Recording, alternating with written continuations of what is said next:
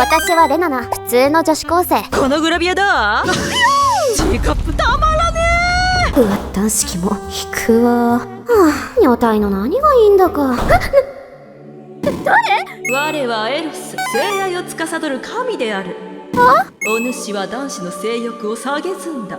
いや、キモって言っただけだけど。そんなお主には丸一日男子の性欲を体験してもらう。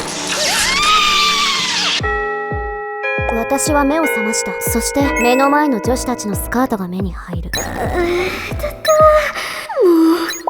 なの今の。何これ。マジだね。ここは天国か。何考えてんだ私。まさか女子の足に興奮してる。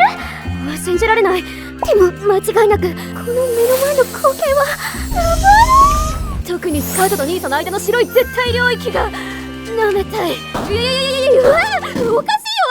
あれ、何男子みたいに見てるのレナナ。スカートの中見たいの？見せよっか。やめないで。やっぱめちゃくちゃ見たい。冗談だよって嘘。レナナ鼻血出てる。というわけで助けてほしい。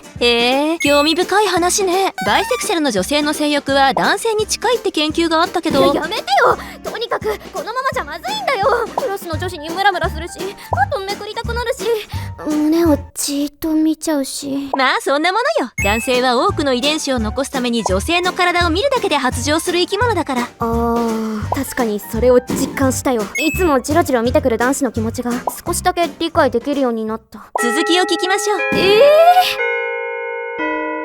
とにかくその後も地獄が続いた。なぜならシフィーが近づいてきたから。レナナ、おはよう。シフィーってか、待って、シフィーってこんなに可愛い。ちょっとレナナ。言ってた。なんでもない危ない。ついにはシフィーに興奮して、これ以上はいかん。私は正直男子の性欲の強さに驚いていた。あいつらは毎日こんなに興奮しているのか。そしてやばすぎる。なんか変な気分。これがムラムラっていうの。あのスカート風でめくれそう。めくれろ。ダメだった。ダメだ。こんなことしてるとまた空変わり。もう嫌だ。そういえば一つ男女の性欲の違いに気づいたかもしれない。女子は見るだけじゃ興奮しない。だからマッチョな男の体とか見たってどうでもいいんだ。大事なのは好きな人とロマンチックな時間を過ごして少しずつスキンシップをするとか。例えるなら女子の性欲はマグカップにコーヒーを入れる感じ。それに比べると男子はストロングゼロ。すぐに酔っておかしくなる。私も現に女体を見ると一気にムラムラするのだ。あと信じられないのが一つ。男子は興奮するのにその女性が好きかどうかは全く関係ないみたい。信じられないけど若くて可愛ければその女性が好きでなくても興奮するのだ。これは女子にとってありえない現象。てかさっきからやらしいのを見すぎてごめん。限界。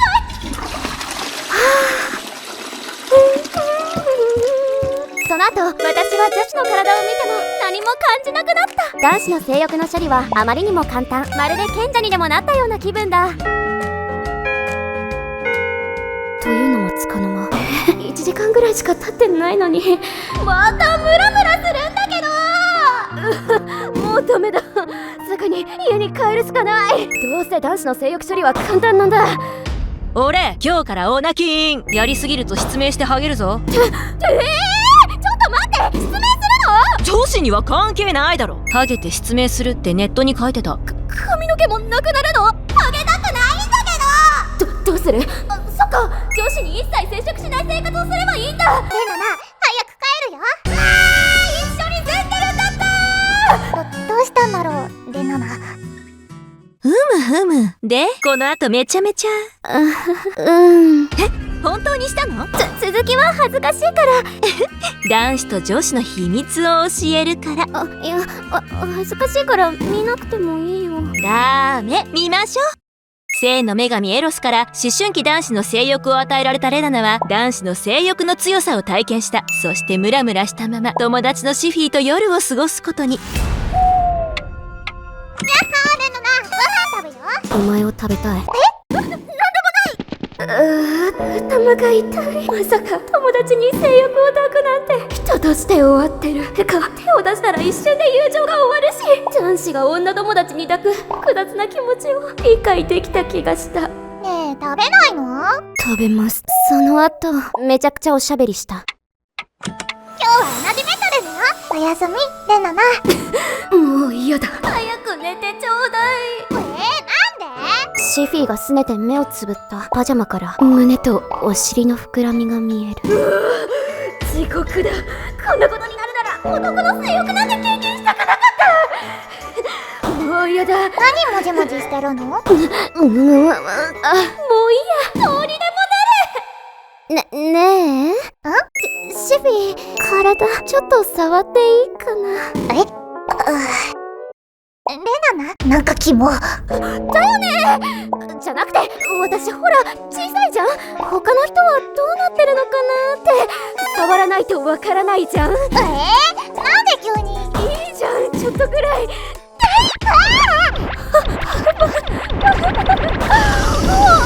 や、すごい。女子ってこうなってたの。レナナも女の子じゃん。てか、もし私が男だったら今頃逮捕だろうな。女子でよかったわ。その後、ちょっと、そんなのダメだよ、レナナ。いいの、もう遠慮しない。私は本気を出す。めちゃくちゃ夜更かししてゲームした。残念ながらそれ以上シフィーに変なことはできなかった。勇気がなかったのだ。エロいことをしたくてもできない男子の葛藤が分かった気がした。そして次の日、一緒に助けを求めてここにいるってわけ。そういうこと。でもあと数時間で呪いが消えるんじゃない？あと5時間あるんだよ、性欲が消えるまで。無理だよ、助けて。また JK だらけの学校に行くなんて耐えられない。しかも失明してあげるから処理もできないし。あれ嘘よ。え？オナキンで検索すると髪が生えてやる気が出るって出るけど、全部科学的には嘘よ。まあそれに関してはまた今度詳しく話すわ。とにかく困ってるんでしょ。副作用なんてないんだから遠慮なく病院のトイレで処理してきなさい。先生、真顔で言わないで。てか、こんなこと言われたら逆にできない。知ってる。人間ってやってはいけないことに快感を覚えるから、やれって言われるとやる気なくなるよね。じゃあ今日は男子と女子の違いを話しましょう。ここにレナナちゃんが求める答えがあるかも。女子は男子がグラビアを見るのが理解できない。そして男子は女子が恋愛小説を読むのが理解できないよね。確かに。その理由はこれ。男子の性欲は映像から、女子の性欲はストーリーから。そもそも性欲って遺伝子を残すためにみんなが持ってるの。でも女性は出産リスクがあるから相手を選ぶのに慎重になる。間違った相手を選ぶと10年以上の人生がパーだからね。でも男性にはリスクがないから、とにかく誰でもいい。多くの遺伝子を残そうとするの。だからチャンスがあればすぐにムラムラする。聞きたくなかった。でも確かにそんな感じかも。そうだから男子が浴場するのに相手が好きだとかは関係ない。若くてナイスボディであればそれだけでいいのよ。なぜならそういう子は健康な遺伝子を残しやすい。逆に女子が恋愛作品とかのストーリーに性欲を抱く理由は、その相手が優秀な遺伝子を残してくれそうだから。例えば恋愛漫画、小説、アニメ、ドラマを見てみて。ヒーローはいつも王子様だとか、社長だとか、騎士とか、吸血鬼の始祖だったり、社会的立場が高いでしょ。吸血鬼は高いの？日曜日に家でゴロゴロしているヒーローなんていない。確かに。例えばこんな物語。昔はグレてた王子が庶民のヒロインの優しさに気づいて、いつしか彼女のために真面目に生きる。彼はヒロインだけが特別で唯一の存在だった。ほら、いい遺伝子を残してくれそうでしょ。子育て中に裏切らなさそうでしょ。だから女性は恋愛小説が大好き。なるほど。そういうことで、男子がグラビアを見たり女子が恋愛作品の話ばっかりするのには理由があるから、みんな仲良くするのよ。で、ドクター、結局男子のムラムラを抑える方法は？他のことに熱中してみるとか。男は特にマルチタスクが苦手ってことが分かってるの。だから全力で勉強したりゲームをしてたりしてたら、性欲のことも一時的に忘れるかも。そっか、わかった。もうドクター見ても何も思わないくらい集中してくる。それは残念ね。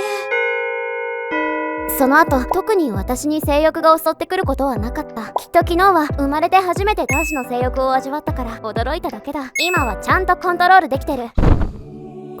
性の神エロス。何時よ、異性の性欲を理解したか？嫌なほど理解した。すごく残念だけど、男子がなんでグラビアを見るのか分かった気もする。次からはもう少しだけ男子を優しい目で見れるかも。そうか、ならば良いのだ。それでも教室で見てるのは気持ち悪いけど。我もそう思うぞ。